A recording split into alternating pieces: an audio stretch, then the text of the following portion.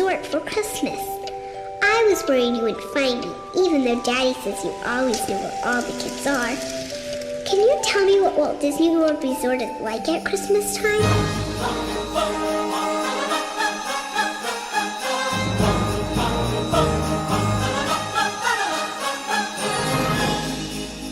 Hello and welcome to Off Harbor in Maine. I'm Joel Covey, and on each episode, I'm joined by my close friends to reminisce over Disney park history and analyze current theme park happenings, all with a drink in hand.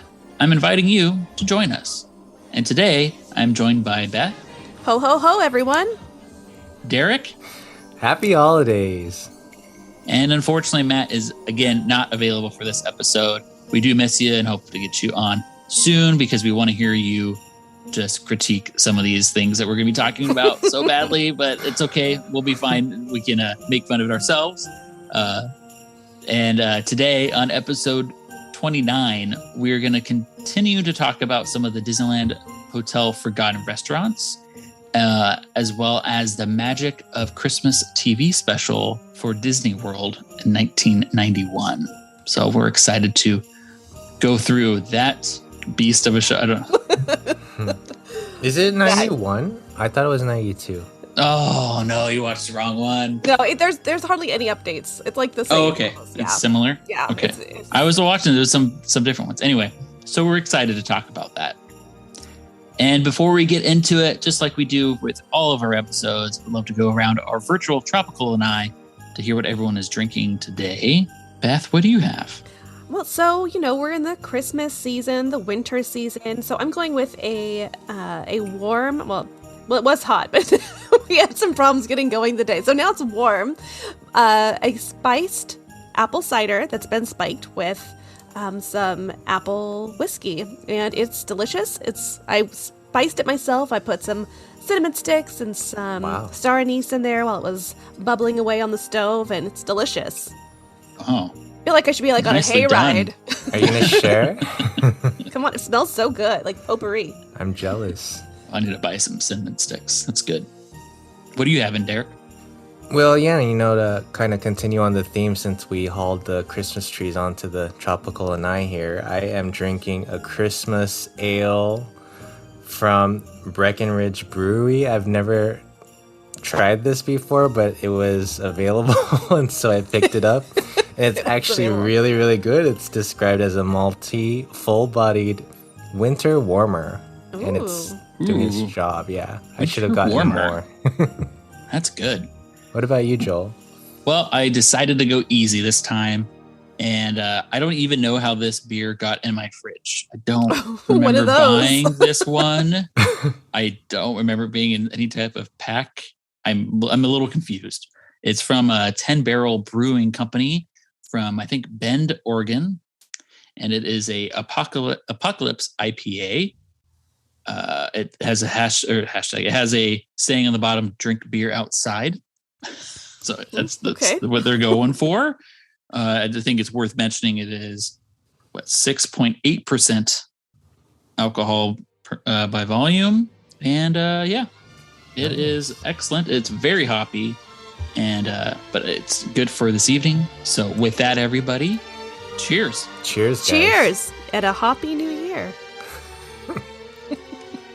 Episode 29. Dang it! That was good. Episode 29. There we go. Better late than never. I am all discombobulated from earlier today. Boobulated? Bobulated? I messed up. You are discombobulated. Well, what are you boobulated from?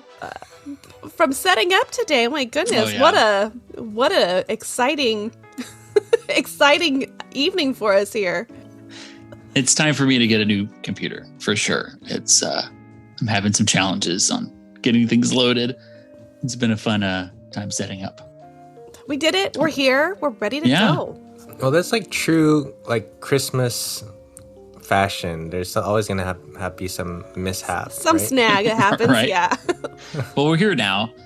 And we did want to go over just a little bit about the Disneyland Hotel restaurants and bars that we did not discuss last time. Because in our last episode, we went through many restaurants and some of the bars, most of them more recent and kind of, I guess that they were more like 80s and beyond. There were a few that were older, of course, but there's a whole list of a bunch of these that we didn't even talk about. And I think it's worth mentioning, going down this Disneyland Hotel rabbit hole, I would say I've been getting more obsessed with the past and the history of the Disneyland Hotel. I already was obsessed with it, but now it's even more like I want to know everything about it because it's just so fascinating. And you found a treasure trove with this list. Yeah. And there's like the Magical Hotel. I think it's magicalhotel.com. And he has, there's that book out, I think it's really the Bible when it comes to Disneyland Hotel history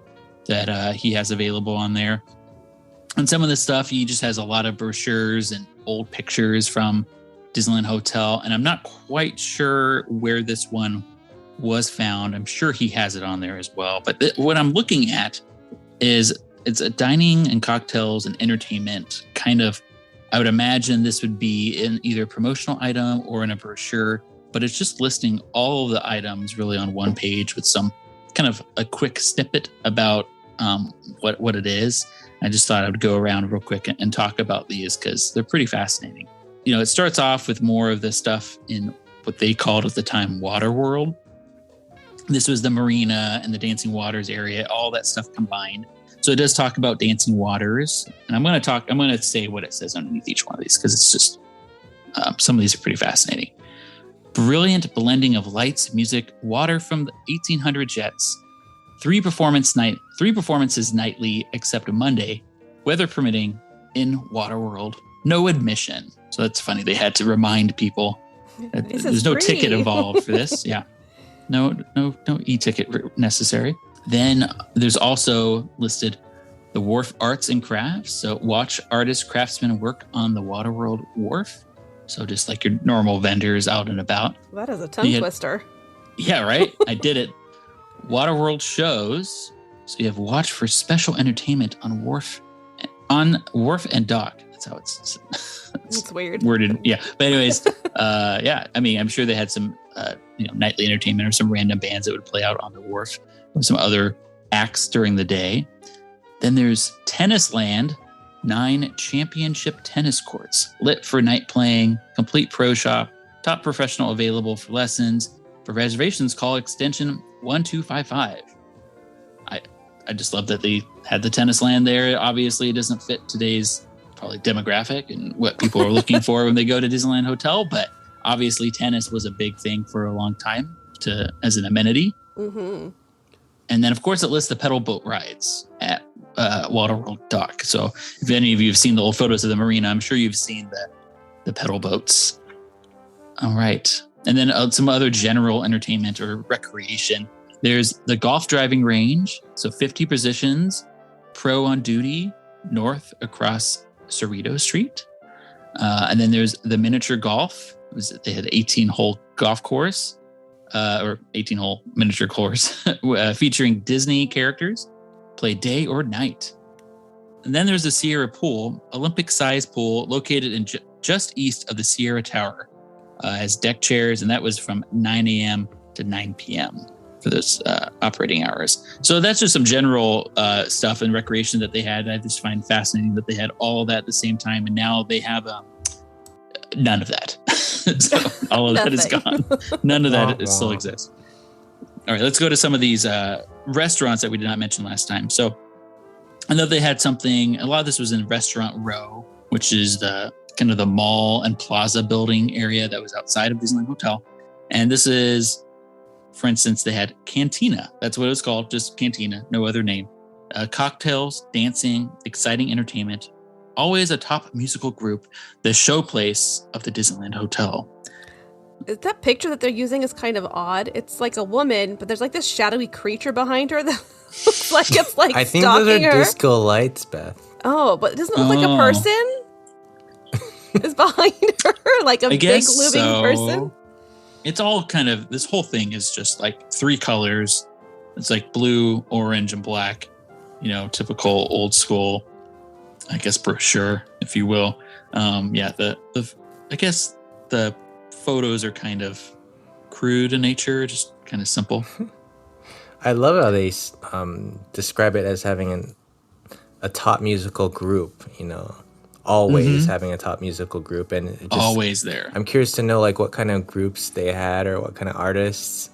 I don't know. I'm assuming there's some sort of like suburban legend vibe happening, and maybe they bring like local artists in. But it sounds like a fun place. Yeah, I bet. Then there's the El Vaquero. Did I say that right? Vaquero? It sounds good enough to me, but I don't speak Spanish, so. So this was a superb steakhouse styled in the manner of an early California ranch kitchen, inside or plaza seating. So I guess that was probably along the plaza buildings, but another steakhouse, of course, that I don't know much about or haven't read much about. There's just another restaurant. Then you have the Crown and Pillow. It says, you'll have a jolly time at this English pub. Cocktails, Watney's imported English lager on draft. I don't know why that needed to be pointed out on this. Sounds like my kind of place, though. Have you guys seen anything about this Crown and Pillow? No. Or most of these? So it's just another one of those like lost in the history of Disneyland Hotel. And I'm sure there's a few photos out there, but I would have loved, it seems like my type of place. I'm going to go down to on this list, the Oak Room. It's a luncheon, dinner, gourmet dining in a delightful English atmosphere. Reservations suggested. Oh, fancy. Yeah. The Oak Room is also known for I guess that was the name of one of the old conference rooms in the convention center. So when you look for the Oak Room, it just comes That's up all with you convention. get. I hate that when that happens. Yeah. Right. So, I was saying Matt couldn't join us earlier, but he looks like he's showing up. Miracle. I am so happy. Hello and welcome. Hello. I expect one of those like doorbell intros that you hear on like the radio. Well, that's kind of what we did. As soon as you popped up, I was like, oh, and then they said, it's a Christmas miracle. Well, welcome, Matt. I'm glad you could join us.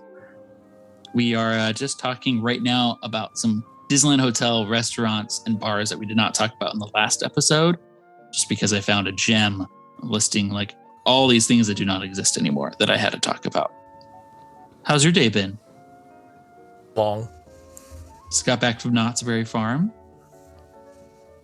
Yeah. And you had mulled wine. Yeah, can you tell us about the mulled wine for just a second? It was hot wine with a cinnamon stick in it. Well, there you go. Sticks, way to go. Yeah. That's Beth's drinking something with the cinnamon stick, so it fits the show.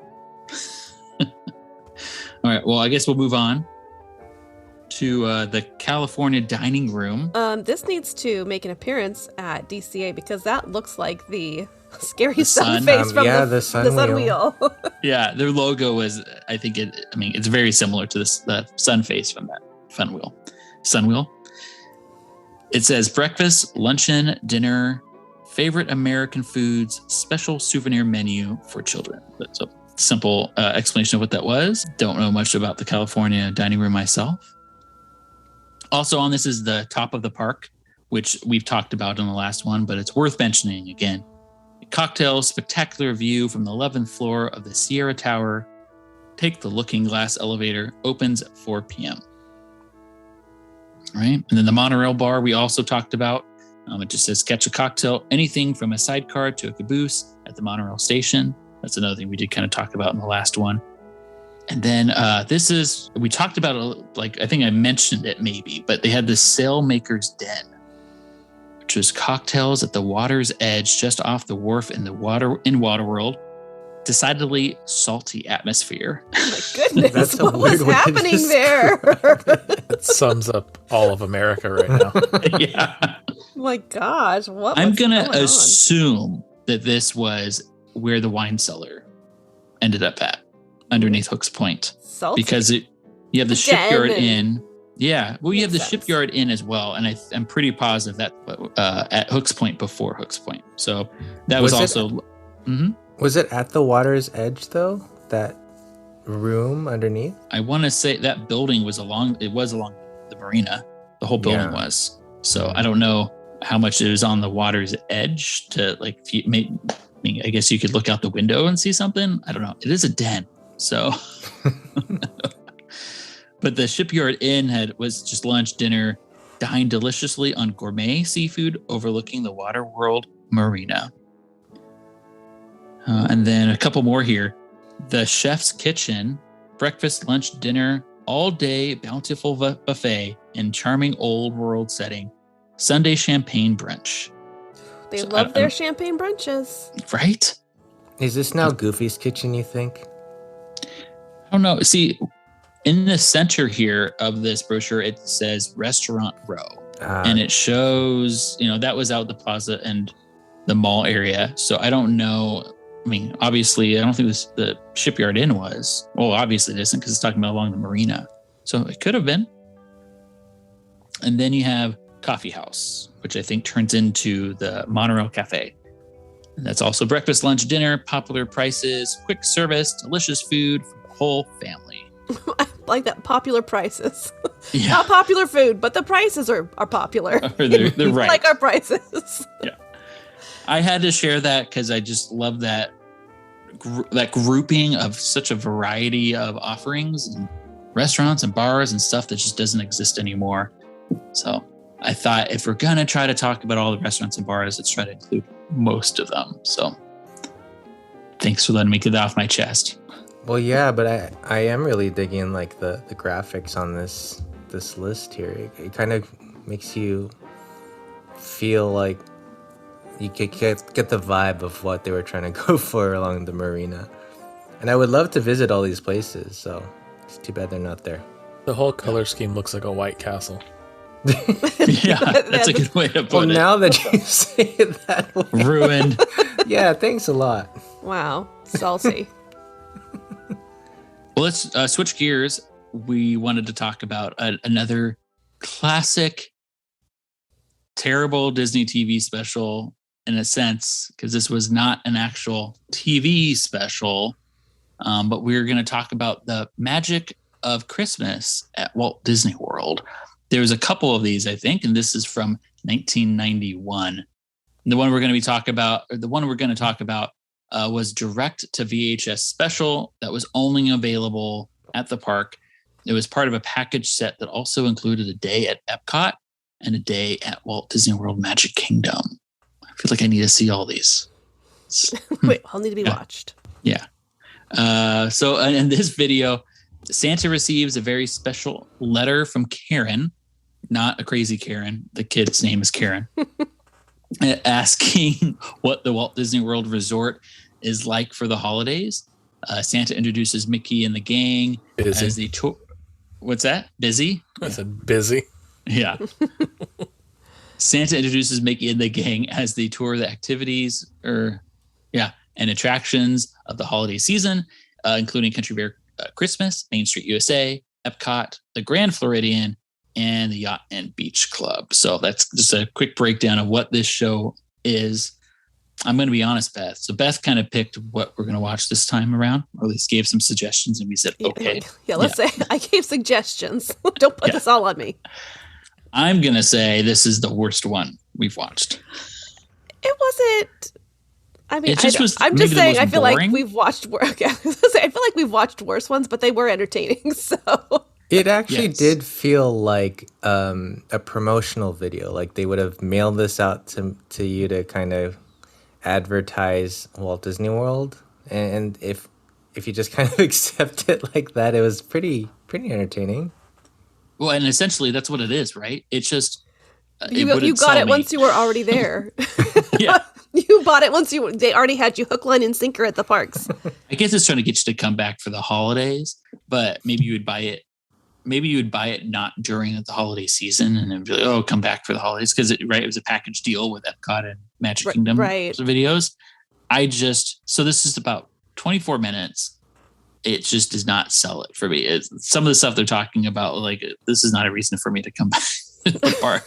But I'm sure in 1991, maybe others would be more interested. But they're reaching on some things. They're really pulling like, oh, some of the decorations that are just like general decorations, not necessarily a reason to come back to the parks. But shall we start this one? Go ahead. Well, question though, because you mentioned how, like, were these separate videos, like for Magic Kingdom and Epcot? Because I was really curious to know why there wasn't anything highlighting like MGM Studios, because it was open in '91, right? So true. I wonder. It probably filmed the year before it opened. They had no footage of it over there. Well, yeah, it could also just be like they didn't get around yet to having a true package thing to advertise MGM. Yeah. That's a great point, though. It's weird it's not included in this. I mean, it's like their new and shiny thing at the time, and there's like nothing about it. But there was nothing at MGM Studios, so touche. He had a tour. That's about it. Shall we start this one off, though? Let's do it. Do it.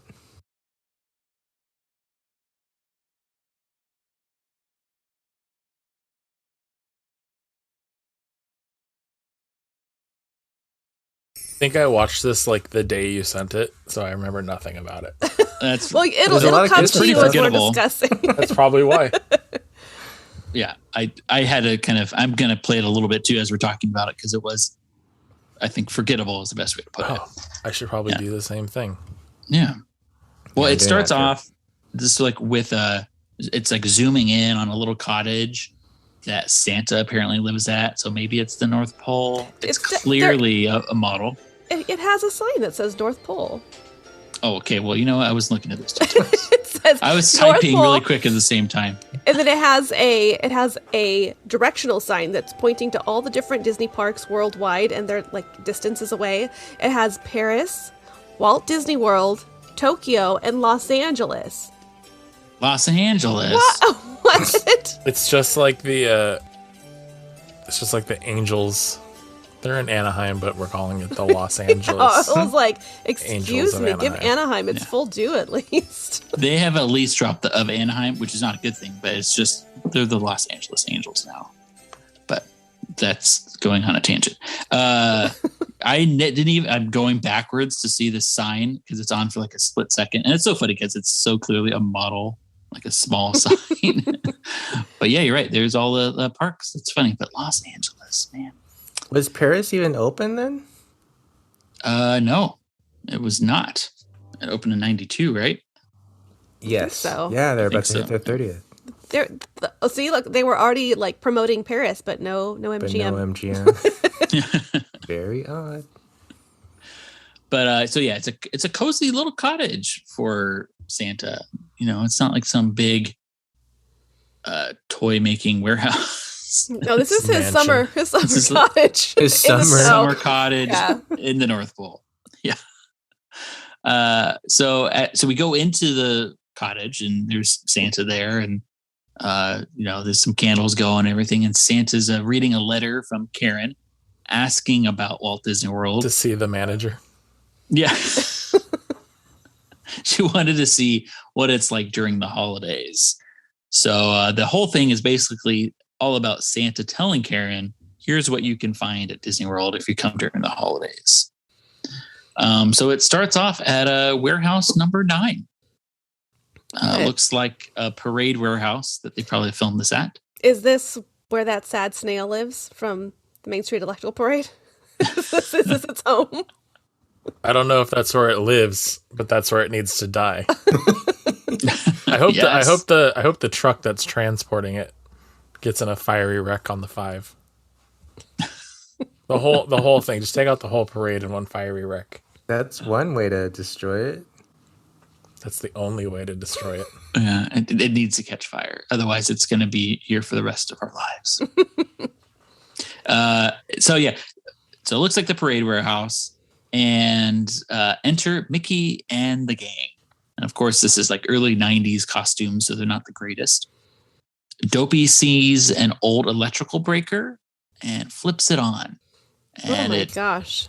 makes, so within the parade warehouse, the Christmas fantasy parade comes to life. I do not remember those trees looking so demonic, but they were terrifying while they were dancing back and forth. I was like, oh my God, I do not remember how awful that was. Real quick, If it was too, fit like the Haunted Mansion. Yeah. Sing-along. yeah, I think so. It did have that type of vibe. I noticed Dopey's hat. Was it like supposed to be a Christmas tree? Like I didn't get the decoration on the side. Did you I get didn't that notice. vibe? It had like a weird garland around. Oh yeah, it must have just been like his Christmas attire. style. Yeah, that's what it looks like. Yeah. He's got See, some this is gold what's leafing. tough, listeners. For me to do this, and for some of us, like we're writing it down, and then I kind of have to like go back and watch it a second time. So I'm not just watching this once. Oh, I'm watching it right So now. I can catch all the details. Yeah. And you're right. I'm looking at that hat. I guess it is a little Santa detail, for Dopey, little back and forth branches or something on there.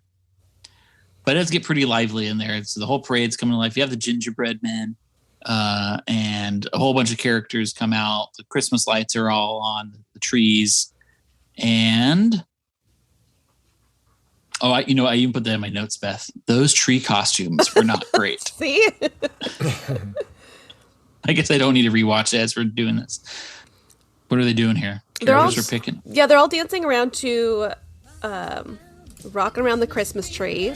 And then I'm guessing it's Tinkerbell. There's like something flying around that's like a sparkly thing. I'm assuming it's Tinkerbell. Turns Goofy into Santa.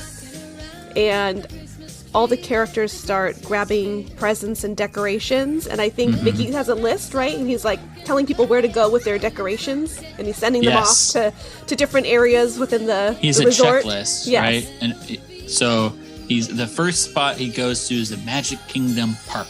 I do like how on the checklist, it's like how they write out their theme parks, on like advertise. It's like Magic Kingdom, all capital letters, and then like park, capital P, A-S-K. But it's just like, I was looking for like, where's the Like, trademark? You might How no one would say it. Yeah. So we go to Magic Kingdom. This is the nice one. The castle was just white and light blue. Very love it. simple. Very yeah. classic. There's Mickey and Minnie topiary in the hub because the partner statue did not exist yet. There's a huge Christmas tree as well. It With seems a bigger. train around it. When did that train leave? I do not remember seeing the train there when I've been there. I do not remember. What happens a lot now too with the Christmas trees around the resort is the tree goes almost all the way down to the ground. So there's like not really room for presents. There's still some that do it, but sometimes it goes so down you don't have anything fun below it. But yeah, having the train go around is a no-brainer. Like we should really. That's so perfect. Yeah. Perfect touch. But these are real trees and they are massive. Just like, what I've always enjoyed more at Disney World is the garland that goes across Main Street. Mm-hmm. It's a little bigger and it has like that full circle and a larger candle in the center of the circle of the garland, kind of a wreath in the middle. But these things are huge. But yeah, Main Street's all decked out and it looks great. Oh, and you should see the garland everywhere. On Main Street, it's easy to get sidetracked at the bakery and the confectionery. After all, what would the season be like without holiday goodies? All the sweets are impossible to resist. Across the way, Dopey does some fancy tree trimming. They show us the gingerbread cookies. They just kind of like showing like little clips of like stuff. Like there's lots of close up of the decorations and just like little clips of things happening. But like there's no story at this part. It's just clips. Just talking about the little the decorations throughout. And then it goes to the bake shop. And Dopey is decorating some trees with some ribbon, kind of randomly. Who decorates with just red? Was that a thing in the 90s? Just red ribbon on a tree? There's a red ribbon. Yeah, that's all it is. And then they just like magically appear. It's just odd. It's the early 90s in a VHS little promotional video. So keep that in mind. Then we go to Center Street where Minnie is serving Mary Poppins. I loved that. Mary Poppins was just there sitting, probably getting some tea. I didn't even notice Mary. I was just all focused on Minnie and poor Mary on the corner there. Oh, on it the is side Mary. view. Yeah, it's like a 3-second shot though. too. I thought it was some like Dickens character. Yeah, I did add on here in my notes. Rest in peace, because this area is I'm pretty sure is the opposite side. The area that's now enclosed and taken up by the extended Emporium area. The other side of Center Street appears to be now a giant photo location where you get your photo taken just the old-fashioned way. Standing super still and not smiling. Not that old-fashioned, too far. I mean, they don't have like photo pass people there or anything. It's just like it's just total old-fashioned. Like they even have a shot of the family and it like gets framed. So I think people could purchase a photo there, just like you would at like a local ball when you get a picture with Santa, and have it like printed out on like an 8x11 or 8x10.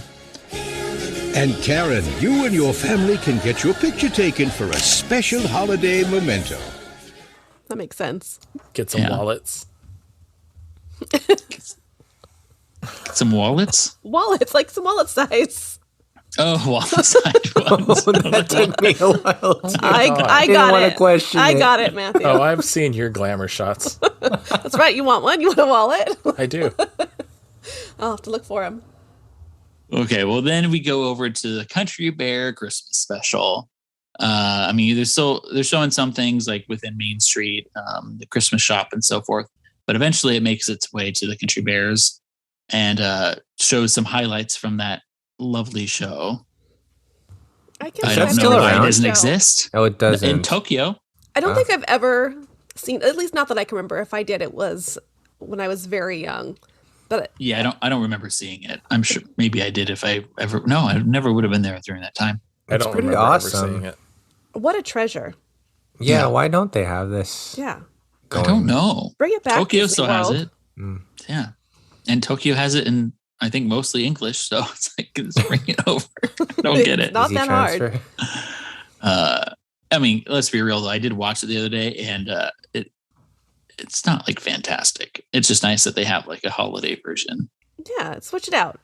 Yeah. Where are we at? Then we go back to the warehouse after this. And you have White Rabbit is late, of course, getting to the Grand Floridian Beach Resort. I'd have to point out they kept talking about the Grand Floridian Beach Resort. I don't think they call it that ever, right? It's just Grand Floridian Resort and Spa. Yeah. Ooh, don't forget the spa. Right. What year did the Grand Floridian open? Ooh, it was early 90s, I was gonna right? say, it wasn't it. This has to be like their newest resort. I feel like. Yeah. It I think looked you're I thought right. it was like pristine, it was yeah. like 90 or 91. Yeah, I think you're right. Right around there. And then They announce there's a carriage that arrives that's carrying the Queen of Hearts and Alice that the White Rabbit meets, and the Santa narrating for us calls her the Red Queen. There's Alice and the Red Queen. Hello, Mr. Rabbit. Where have you been? You almost late. And they just like leave it. It's like The call her the Red Red Queen. Queen. Okay, I was There like, we go. okay. you know, they weren't really big on their character. What do they call it now? But like, Yeah, like their guide. Consistency? Yeah. Consistency, yeah. It's like whatever. It's- It goes. It's fine. She's It opened wearing in- red. 1988. Oh, wow. people were probably screaming at us when we were talking about opening in 91. Let me Well, just just say, like, I'm edit it. reading just a tangent. I'm on the wiki page, Yeah. and I like that it says the Grand Floridian is categorized as a deluxe resort, one of 4 types of accommodations at the Florida site. It is also distinguished as Disney's flagship and most opulent resort. I'm sorry, I've been to the Grand Floridian. I wouldn't consider that their flagship. I've seen so many better things. I agreed, but it has always been kind of referenced as that. I find it so weird that it's the Grand Floridian, and yet it's Looks like designed California. after Distinctly the California. The Coronado. the Hotel Del. It's No, so wait, odd. what'd you say, Derek? Distinctly Californian. You know what? We should have had the Grand Californian be something totally Floridian, like Spanish or like. Swamp. But that would have been ours too. Miami. Miami colors, you know. Oh, it's- well, there you that would go. have been good. I like it. Miami Vice. Everyone's wearing like their rolled up jackets. their white And jackets. all the paintings in the room are like the cover of Rio. Yes. What's that style called? You know what I'm talking about, right? I know exactly what you're talking about. You would about. see it in like all the hair salons of the early 90s. That's awesome. So we have Alice, and they show the lobby, and it's a huge lobby display. Oh my god! And quite impressive. I mean, of course, now they have like the gingerbread house in there where you can actually buy gingerbread and desserts from the gingerbread house, and they have a nice tree in there. But what the fuck is up with that tree? Don't you didn't recognize it? It's their poinsettia tree. Oh, I thought you were gonna say it was the tree from the warehouse. It's the dancing tree from that haunted tree. It's their poinsettia tree. They're big, beautiful, like pink, red, and white, which is one of my like favorite Disney World trees. And it's just all made one of your favorite? Yes, I love it. Oh, we debated about this. We did, I think. Oh. Yeah, it's gaudy. It is god awful gaudy, but I feel like it's been around. So it was around for a long time, I think, right? Mm-hmm. Yeah. It does fit for the gaudy lobby of Grand Floridian. Yeah, but it's a pink, white, and red poinsettias, and I love it. Okay, but can we go back real quick to Alice? Like, what was up with her wannabe English accent? Could they not do any better with her greeting in a Americanized English accent? Can you, I know you like doing accents. Can you recreate it for us? Oh, no. I already forgot what she said, but it was terrible. It was like English. I mean, it was American English. Not to mention, though, why is this bitch rolling up with the person who wanted to murder her? Right? Like, here we are in our carriage together. They're Me frenemies. and the Red Queen. Again, the character consistency. I'm trying to think of that term. Do you not remember that this woman wanted to cut your head off? Everybody's head? Let's share a cab. Although they did play croquet together, so. And then she tries to murder her. That's like saying, "Hey, Derick, let's go play golf." And then when I lose, I'm gonna murder you. I feel like that might have happened at one point. Did it? I played golf with Derick. Well, Derick's alive. He didn't get murdered. He did try. Maybe he didn't succeed. Okay.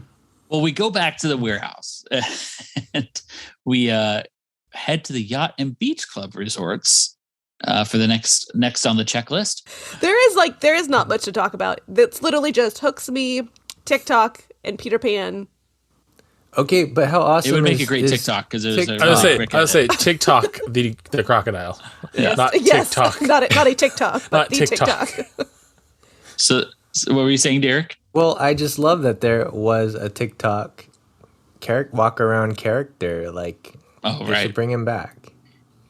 Bring him back for the TikTok. Cool. Oh, could you imagine the Disney parks if they just brought back TikTok for TikTok? Oh, they would go viral. Brainer. Oh, yeah. Well, when Disney inevitably owns it, maybe they'll do that. Maybe. Yeah. Well, so it's kind of funny. That was 15 second, if that. Yeah, it was real quick. There was really nothing. Quick. So we're moving on. Now we're going to Fort Wilderness to decorate with Pluto. He's decorating Pioneer Hall. Yeah, that's another pretty quick thing, right? I would have loved to stay there a bit longer. It looked like a fun area. Like I like the decorations they put up. I love Fort Wilderness anyway. So yeah, I always because you're such a nature boy. There you go. It's going to be the joke that goes on forever for the show. Now we go off to Port Orleans. This was a bit of a yikes. Pre-Dixie Landings, or I think it was just Port Orleans, right? Yeah, I think it was just Port Orleans, and it was being decorated by the Breers, Bear Bear, Bear Rabbit, Bear Fox, in the plantation homes. A bit of a I don't think you'd see that today. No, definitely not. And Karen, don't forget those Breers. They're in charge of decorating Disney's Port Orleans Resort. That was it. That was it was nothing feel free there. To go to the next thing if I'm not going to the next thing. Yeah, there was nothing else that happened there. Again, I'm actually watching the video too, so I'm like, there was what am I missing? There was the weird jester. Oh yeah, and like somebody was like balancing a ladder on their That nose? was the jester. Oh, the jester. Okay.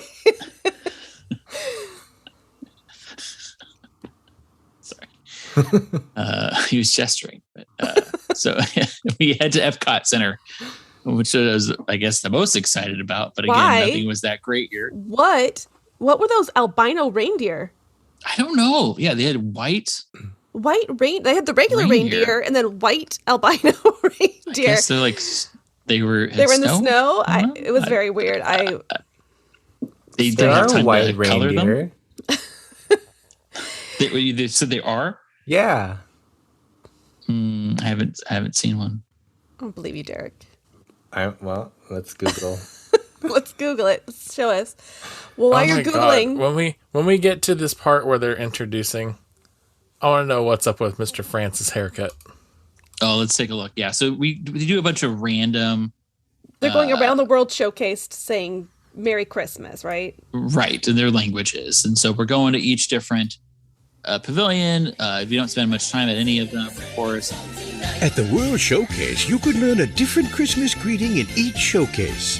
Feliz Navidad. Christmas おめでとう。Bon Natal. Joyeux Noël.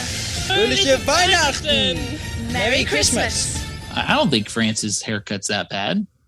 It's just like He kind of looks a like rag up there. Looks like two women. No one's paying attention to my white reindeer. Oh, I'm sorry. So Derick is showing us the white reindeer. Is that a real deer? What's going on here? No, it is There not. are white reindeer in the world.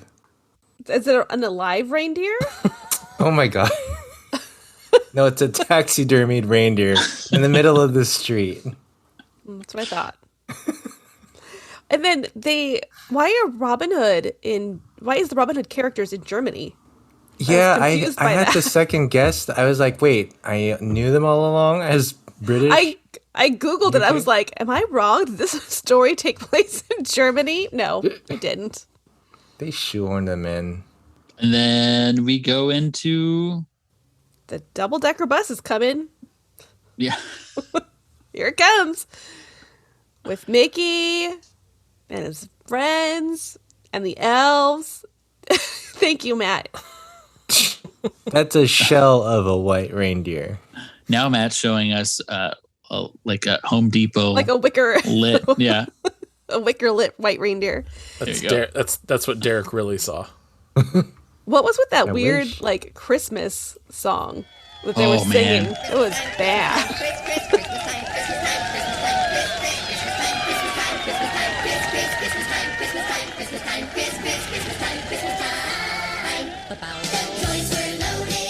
Isn't it like that one song a year? Sometimes like summertime, summertime. Yeah, I think so. Yeah. It's just Oh, like, maybe it was a play. but it was. Yeah, It went on forever. And nothing's really going on. They They're just just say, hey, go dancing jump out and- there. We'll get Roger Rabbit out there as much as possible. Gotta get Roger. He's gotta be there. Early 90s, Roger's there for sure. And then we go back to Santa's miniature house. It's tiny miniature house. Still riding the carrot, and goes into the holiday festivities at night. So this is where he starts talking about like the highlights of like the Christmas tree, the Disney Village Marketplace, and Contemporary Resort has a new dinner show Excuse for me, the you holidays. just passed over Pleasure Island, where every night is New Year's Eve. Yeah, I think I'm just like sad that it doesn't exist anymore and that I doesn't know. happen. So like I try to block it out. But yes, they highlight Pleasure Island as well. And then you have the Contemporary Resort, as I was mentioning. They have a new dinner show for the holidays. Jolly Holidays Dinner Show. Oh my gosh! So I had to like look this up because it went from It said 1992 from everything I looked up. So maybe they were like pre-letting you know that it was going to start. I don't know. The and next it ran, year? yeah, and it ran all the way until 1998 before it was wow. discontinued. So but basically they took the Fantasia Ballroom and they converted it into a theater in the round. And they had over 100 like performers with the characters, including the Country Bears came out, singers and dancers. And there was like a whole like big musical extravaganza with, of course, dinner. And in 1998, when it closed, it was pretty pricey by 98 standards. It was $62 per adult. Which I feel like is real expensive. I still feel like that's expensive. Yeah, like I'm like, I don't know if I'd do that now, but yeah. But in 1998, it was $62. But it was all you can eat holiday feast. I was wondering where they were that's a holding lot. it. Yeah, right? Yeah. I mean, even Ohana, I don't think is that much. You don't get a whole show. You get a lot of stuff. You get a lot of stuff, yes. Get But to see that lady. I did try to find like a menu for it, like what was included in this all-you-can-eat holiday feast, but I couldn't find a specific menu. And we go back to the Disney Village Marketplace. For the Christmas chalet. Looked awesome. Oh my God, I never wanted to go to a store more. Yes, I think this is now what is the World of Disney, right? I think so. It looked like similar. But yeah, it looked amazing. And you had animated windows, quite impressive, I must say. Yeah, with the Christmas Carol story was really cool. Yeah. Okay, but what was Mr. Scrooge doing in that one scene where he is supposed to look terrified, but it looks like he's rocking out to some heavy metal music or something? That's what he's doing. Know the scene? I was like, or is he having a seizure? I wasn't sure. I don't know. Oh, man. They also had the glory and pageantry of Christmas. Looks like a lovely nativity scene. Yeah, a living nativity scene. I read up about it. It was modeled after I don't even know how to say this word, creche, C-R-E-C-H-E, creche, I don't know, built for King Charles III in the 18th century. Also at the Disney Village Marketplace, you can experience the traditional story of Christmas. It's the Walt Disney World Resort's The Glory and Pageantry of Christmas. Wow. It had approximately 30 performers. Basically, it had Christmas carols and then, of course, the Living Nativity. But did you guys see towards the end, there was like villagers in Victorian garb that came to visit? I was very confused by that. I'm like, why are these people in Victorian garb visiting baby Jesus and bringing presents? They were bringing like biscuits or something. But why were they I mean, was I wrong? Was Jesus born in the Victorian era? Frankincense, myrrh, and Twinning's tea. They also spent way too much time on this one. Oh, it was too long. You get 10 seconds at Fort Wilderness, and you spend all this time on the nativity scene. Did you see the three angels like standing on top of it? Like, how long was this performance? They just had to stand there with their arms out, wind blowing them on the top of this. Like, they look very like they're straight out of Xanadu. Yes, yeah, they did. The muses. You know, do you remember or Mr. Burns in The Simpsons? He's like all glowing. He comes out. Bring you love. That's what he looked like. It's bringing love. Kill it. Yeah, why did the one person like bow down to baby Jesus holding a basket of bread? That's what baby Jesus likes. He likes and bread. Squash. That's why his bread his body is bread when you have communion. Now all I'm hearing is Xanadu. I'm hearing ELO. I love Xanadu music. I even love it on stage. It was a good show. Okay, the music is good, but that movie is awful. Well, that's why the Xanadu live on stage, the production makes fun of itself because it's so bad. Because I'm not gonna lie, I finally watched that and I was like, what the fuck? Yeah, it's a weird one. I mean, the whole premise is pretty damn weird too. Anywho, so we have some carolers as well as they feature, and then they're featuring the parks and the resorts a little bit more. You go to the Disney Inn, which is now the shades of green. Well, hey, we can't just gloss over the carolers now. I mean, I just love carolers. Are you talking about the Voices of Liberty? Is that who they were? Well, they were actual carolers in the scene. Hold on, let me fast forward through. I feel like they said it was scene. the Voices of Liberty, but I could be wrong. You've seen one caroler, you've seen them all.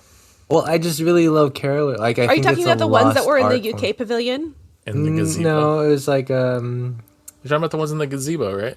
Wherever they were. Yeah. They were in the gazebo. Yeah. And then they had the toy soldiers like walking around them. I put a note that the toy soldiers looked like they were shocked because they were, their mouths are open. They're all like watching, which is their mouths are like agape. They don't have their trumpets. Yeah. That's a good point. Like, why is that their resting face? Okay. Can we move on from the carolers? Or sure, we can. Yeah, Can we move on to creepy Snow White acting in for Santa Claus? Well, I also love because the Disney Inn, right? They were having issues with getting people to, I think, understand what it was, and they added Snow White and the Seven Dwarfs after the fact to like kind of include. Oh, look, you have, this is Disney here. But yeah, it was kind of creepy. What was Snow White doing? Having children sit on her lap. Yeah, she was like sitting by the Christmas tree like Santa would, like inviting children to come sit on her lap. I assumed to tell them what they wanted for Christmas, but I don't know. Yeah, well, Santa's busy. Night. That's okay. Yeah, he's busy writing letters to Karen. Half an hour long letters. Does he write this much to every child who writes it to him? He needs extra attention, Karen. Then we go to a large campfire. Yep. Yep. There it is. So that was lovely, and I'm guessing that was at the Disney Inn. And then we cut to two special nights of the candlelight ceremony. I was gonna say something. I was like, oh, he'll just cut it. I wouldn't, not to get off on a whole like candlelight tangent. I would not mind if they updated candlelight to include other holidays around this time period, like the story of kind of each one kind of shortening it down and still having the Christmas music or what have you. Like, that's fine. But I don't think Chris Pratt would be happy with that. Don't give a shit what Chris Pratt thinks. Well, he narrated a couple years ago. But I want to say that I love candlelight for just 2 days. I feel like it makes it so much more special. And having it be on Main Street and for just 2 days, like the whole takeover, a whole like a stadium in Epcot for like 2 months feels like just, I don't know, I just feel like it loses some of its like specialness. Like the whole, it's a 1 weekend thing. This is what Walt did. And the cast walks, all the way up Main Street, all the way to the train station. Just makes it feel so much more special to me. Well, it's also a much smaller show with it in Epcot and that, right, like in the American Pavilion, opposed to, and like at this time it was still being done at the Main Street train station. So it's just like Disneyland's, and the Main Street train station at Florida is huge. Yeah, it was really impressive to see like how many people were there to cover that whole huge stage. It's funny, we were just talking about that the other day at the park too during candlelight, and we were like, oh, remember that one year when they thought it would be a fantastic idea to do candlelight for 30 days straight? Oh yeah, they did it like 20 plus days. Yeah. Oh, it was awful. Was that what it was in the Fantasyland Theater? No, they did that one literally year too. They did the processional every night. Oh wow, yeah. I do not remember like that. Twice at the Main Street train station. Yeah. Wow. Yep. So all that stuff was up for like 30 days. 2 days is perfect. Disney, keep it 2 days. That's perfect. Well, it also helps with the crowds for sure. Yeah. I really do love candlelight though, and was excited to see that they were doing it this year. But yeah, looking at this video, it makes you wonder like why they didn't then just keep it on Main Street in Magic Kingdom, because like you guys mentioned, there's so much space there. Like it feels more special, I think, in that area versus over at Epcot. I think they just get more people to go to Epcot, and that's why. Because you have your celebrity announcers for 30 or 2 months, 3 days, 2 months, I don't know, for a long time. I think it just helps bring more people to that park, which I'm not saying that's okay. I wish it was the other way, but that's obviously why they did it. Can we talk about the Christmas Tree Carolers dog cone of shame? That's like disco. They have like red and green lights for their candles. Excuse me, I need to pull this up. Yeah, you gotta pull this up. It's just it's I see. it's very 70s sci-fi. Oh my gosh, that is something. 2 seconds. Whoa. What? Wow. it's pretty good. And It's why good did the stuff. guys playing the trumpets look like they're out of the Adventurers Club? Oh, I didn't know. Oh, they do. The big feather. I like See, it. the helmet they're wearing. That it looks is, wow. like a safari helmet. Yeah, it looks like the colonel, right? Oh, and I love watching people play the bells because they get so like Bong, bong. Oh wait, aren't the caroler? They're the tree, right? So I think they're ornament heads. that's a lot of work. Have they never heard of I think spacing? so. That's what happens when you let the kid decorate the tree. It looks so bad. Even from afar, I'm looking at it. I'm like, oh, so bad. Anyway, maybe you guys should watch it because it's there are some good things to laugh at on this one. And then, so we spent some good time with the candlelight ceremony, which I'm okay with. And then it goes kind of back to kind of Magic Kingdom, the lights turning off. And now on Liberty Square, the characters are grabbing their presents. Wait, really quick. So, did we already pass this scene where that UFO style Tinkerbell? No, that was Santa. That was Santa flying over the castle like a That's why it's red. Shooting star. Oh, okay.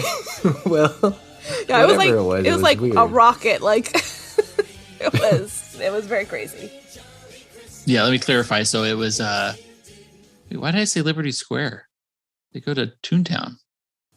Oh, then they end up in Liberty Square. Okay. Mickey comes out of his house. Clever. That was good. Yeah. Is it even Toontown? Wasn't it like Mickey's Fun Fair or something? Toontown Fair. And before that, it was Mickey's Starland. And before that, it was Mickey's Birthday Land. Yeah. Wow. So yeah, what happens here is that it's overnight now. So we've ended the day. We have Christmas night. Santa visits. And it's the next morning, Christmas Eve. Thank you. Yeah. And then it's the next day, and we show Mickey coming out of his house at Mickey's Starland, I think at the time, and then he's meeting everybody in Liberty Square with their presents. Don't forget, Mrs. Claus and I will both be there, all dressed up in our best Christmas finery. I'll be keeping my eye out for you, Karen. Have a very happy holiday, and remember, I'll see you at the Walt Disney World Resort. Ho, ho, ho! Merry Christmas! And you know what, though? It was still better than anything with Sandy Duncan in it. Disagree. Sorry. But then they had the Very Merry Christmas parade. Yes. They got some good shots. It's still a good parade. You still have your toy soldiers, and you have similar floats as you have today in the Christmas parade at Disneyland. Yep. And yeah, it feel like it's just the same essence of what it is today. But those cards from Alice in Wonderland can use some upgrades. Yeah. I don't know why this made me think of it, though, but when Beth said the Very Merry Christmas Parade, it's like it unlocked a memory in my mind. Do you remember like the old like Disneyland Christmas commercials? Mm-hmm. And it was like, Merry Christmas, Merry, Merry Christmas. Come to Disneyland now and catch the Christmas spirit early. Merry, Merry, Merry, Merry Christmas. Merry Christmas. Christmas time at Disney. Do you remember those? I remember that one. I do. That's why I don't know why for some reason that unlocked a weird like memory in my head, and now I'm hearing it. Feeling the magic of Christmas. I do miss those old commercials though, just for the seasons. And it's funny because Christmas. Just before earlier today, I was talking about the old Knott's Berry Farm commercials. We're at Knott's Berry Farm.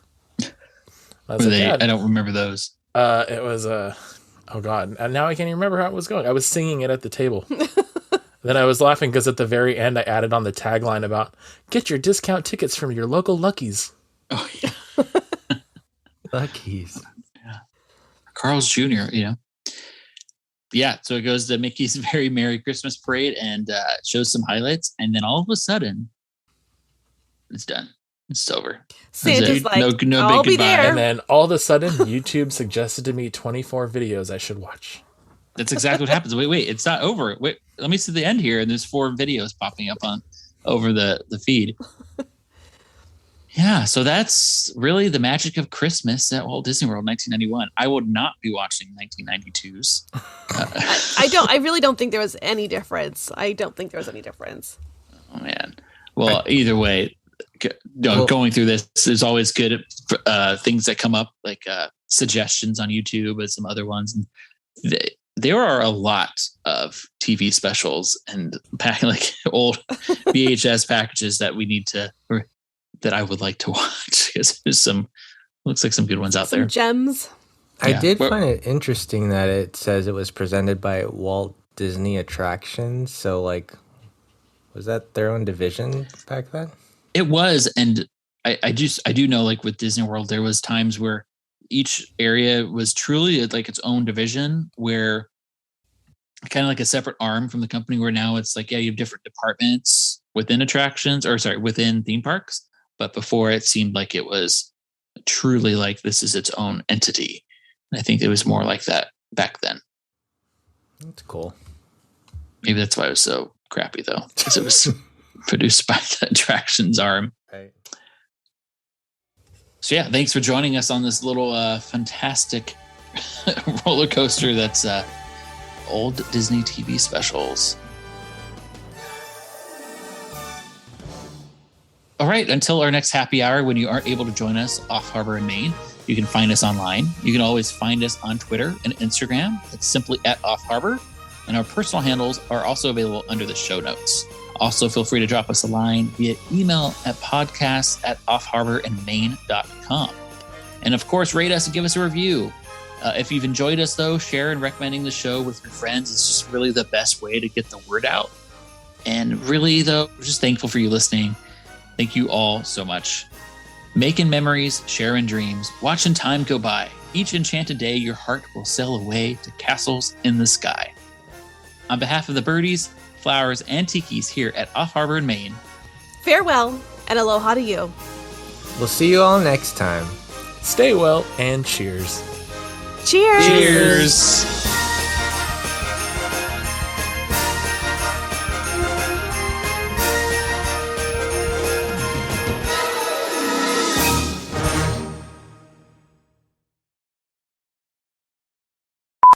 And it lists the Sierra Pool, Olympic-sized pool located just east of the Sierra Tower Dock.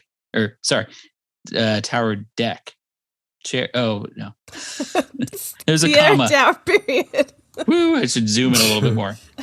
The Sierra go over with Hook and Shmee. Shmee. Shmee. Shmee. Like a schmear?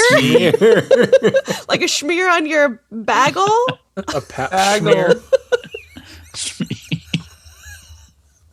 Mr. Shmee. I think it's just you. Smee. Just I mean, that's S. how Hook talks. Come on. There is not much to talk about. It's literally just Hook, Smee, TikTok, and Peter Pan